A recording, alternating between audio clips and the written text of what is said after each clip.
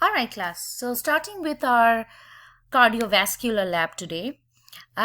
This is one of my favorite labs, and unfortunately we are not going to do the experiments in lab, but I have posted few good YouTube video links that you must watch to get a basic understanding of how to use a stethoscope, how to take the pulse, and things like that.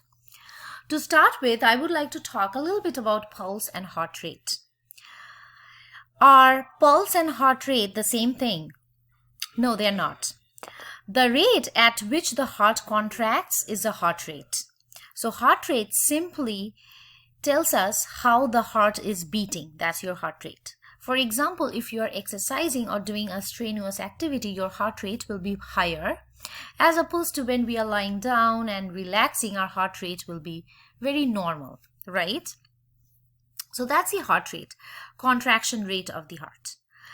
Now, as the heart contracts, it pumps blood out into the systemic arteries, right? Heart contracts, blood flows into the systemic arteries. We know this. And as the blood gushes into the systemic arteries, you can actually feel the arterial pressure throughout your body. And that is called pulse. So pulse is defined as a temporary increase in arterial pressure due to contraction of the heart, which you can feel throughout your body. And pulse rate can be used to measure heart rate for a normal, healthy heart. In the picture here, you do see a heart, and know that contraction of the heart measures the heart rate, and you can feel the pulse at multiple points of your body. In this case, you're looking at the wrist. You can feel the pulse at different parts of the body. So pulse is the increase in arterial pressure. In this regard, I would like you to know two very important definitions: systole and diastole. Systole is a fancy term for contraction. Systole is when the heart is contracting. Think about it. As the heart contracts, does it pump blood out into the arteries? Yes. So as blood gushes into the arteries, what will happen to the arterial pressure when the heart is in systole? Well, the arterial pressure goes up, right? Diastole is a fancy term for relaxation. When the heart is in relaxed state, is it pushing blood into the arteries? No. So what happens to the arterial pressure? It's lower. So at systole, we have high arterial pressure. At diastole, we have low arterial pressure. Very important concept. All right. How do you determine heart rate and pulse rate? Well, your patient should be seated at resting position, and this is just looking at the pulse rate of the wrist, on the wrist. So you use 2 fingers or 3 fingers, your index finger, middle finger, and ring finger, and place it on the wrist or on the radial side of the wrist. You can also place it on the lower neck. And I have added a video, a YouTube link that actually shows you how to take the pulse pressure correctly. So what you do is you take your clock and you record the pressure. You try to feel the pulse and you record it for 1 whole minute. Or what you can do it, you can observe it for 10 seconds and multiply it by 6. I personally like recording it for 1 entire minute. Okay. Now, in lab, if we were doing the experiment in lab, for lab, you are required to check the pulse at various points on your body. So you will check the pulse at the temporal artery, you will check it on the common carotid artery, you will check it on the brachial artery, radial artery, popliteal artery, etc. So you will check the pulse at multiple points of the body.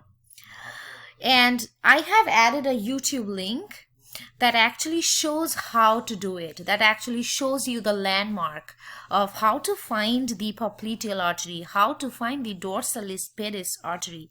So it's a really good video. So please watch it when you have time. Now, what's the point? Hold on, let me close the door. Okay. Okay. So why are we checking pulse at various points in the body? Why are we doing this experiment? The reason is we want to see how the pulse feels at different parts. I want you to know that the pulse doesn't feel the same in every part of the body. If you feel the pulse somewhere closer to the heart, you can feel the strength of the pulse. However, as you move further away from the heart, the strength decreases. Okay? Now, let's say, if you look at this picture, let's say you take the pulse at the popliteal artery versus the pulse at the brachial artery. Which one is closer to the heart? You are right, brachial artery. Where do you expect to see a stronger pulse, a pulse with a larger strength? Brachial artery will have a stronger pulse as compared to the popliteal artery. Okay, when you feel the pulse, think, do you think that you will experience different heart rate? No, remember, we just have one heart. So the heart rate will not change. The rate at which your heart pumps will never ever change. The only change that you will notice is the strength of the pulse at different locations in the body. The further you move away from the heart, less stronger or the weaker will be the pulse. Make sense? So this is a YouTube video link, very, very useful. Please watch it on your own time. And this part I just copied from your manual, from your lab manual. So and you can actually practice doing this at home. So you wash your hands. You can do it on yourself or your family member or friend. Wash your hands, ask for their permission, and take the pulse at multiple locations in the body, and then write down your observations. Now, the YouTube video actually shows how to pinpoint the specific locations. So you can try doing it. It's a fun experiment, and you will see how the pulse pressure changes, or how the strength of the pulse pressure is different. So 2 questions here. You must pay attention to these questions and try to answer these on your own. What happened to the pulse rate or the heart rate as you moved away from the heart? Do you expect the pulse rate to change? No, you have only one heart, so the rate will not change. The second question is, what happened to the pulse pressure as you moved away from the heart? Why did the pulse pressure change? Do you expect to see a change in the strength or the pulse pressure? Yes. Why is that? Think of it as throwing stone in your pool in the backyard. As you throw the stone, you will see some ripples, right? But as you move further, as the distance increases, will the ripples die down? Yes, the concept is very similar. The place which receives, let's say the arteries that receive a lot of blood by the pumping action of the blood, by the pumping action of the heart, those arteries will have a higher pulse pressure as compared to the arteries that are further away from the heart. They will have a lower pulse pressure. Okay, moving on to stethoscope. I have added 2 YouTube video links that shows you how to use a stethoscope. These are really, really helpful short videos. I am assuming that some of you already work in hospitals or other clinics, so you know how to use a stethoscope. But still, these are fun videos to watch. Now, when you use first, let's go over the parts of the stethoscope. At the bottom, you see a stethoscope with earpieces. Do you see that? Remember, the earpieces should always face your nose. It should face your nose. And that's how it perfectly fits into your external auditory meatus. All right. So it has a tubing in black that you see. And then you have the diaphragm. The diaphragm is a flat metal piece that you use to put against the body of your patient, and that helps you to hear the sound. Remember, the diaphragm helps you to hear sounds of high frequency. The opposite side of the diaphragm is a smaller bell. Do you see the bell? You can use the bell to listen to lower frequency sounds. And then you have the head part. The head is also called the chest piece, and you can actually rotate the head slightly to turn the stethoscope on or off. Sometimes, students put the earpiece in their ears and they say, I cannot hear anything, Rupa. Then what I do is I walk to the student station and I gently move the head, turn it on, and then I ask the student to tap the diaphragm with the earpieces in your ears. So as you tap the diaphragm, if you hear something, that means the stethoscope is on. Okay.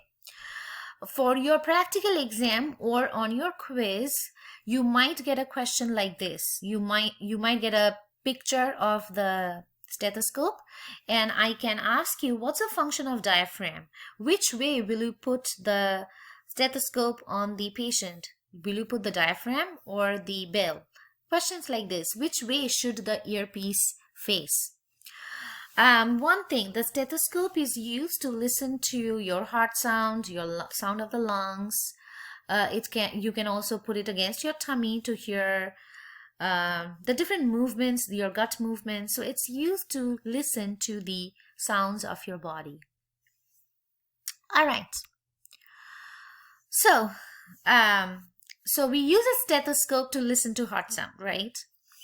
Again, there are two short YouTube video links that I have posted, and it actually tells you how to listen to the heart sounds with the help of a stethoscope. Now, the heart, let's say this is my version of the heart, 4 chambers, right?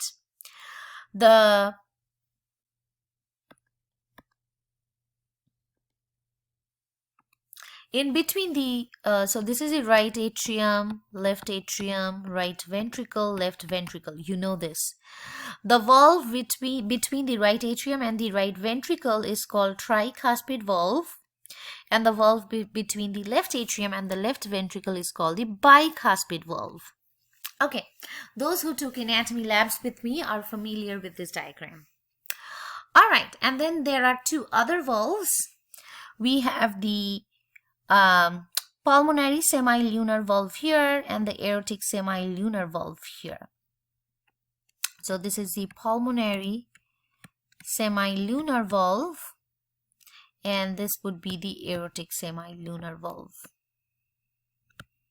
Okay, now you will see how to listen to the heart sounds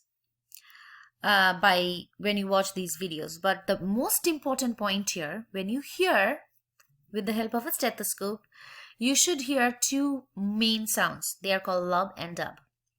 Lub sound is produced when the AV valves or the bi and tricuspid valves close. When the AV valves are shut closed, you hear the first heart sound called lub.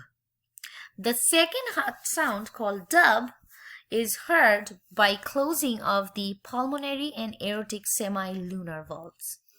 Know what is lub, what is dub when you hear them, which is the first heart sound and which is the second heart sound.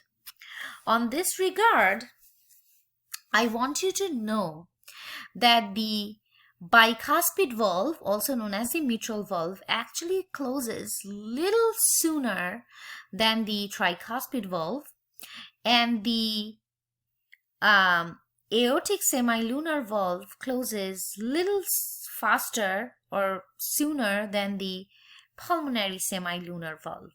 So essentially, if you place the stethoscope at these 4 positions as shown in the diagram, you can actually distinguish between the 4 sounds. The closure of each valve can be heard. You can hear the closure of each valve by putting the stethoscope at each of these points. But the 2 most important ones are lub and dub. I'll start with a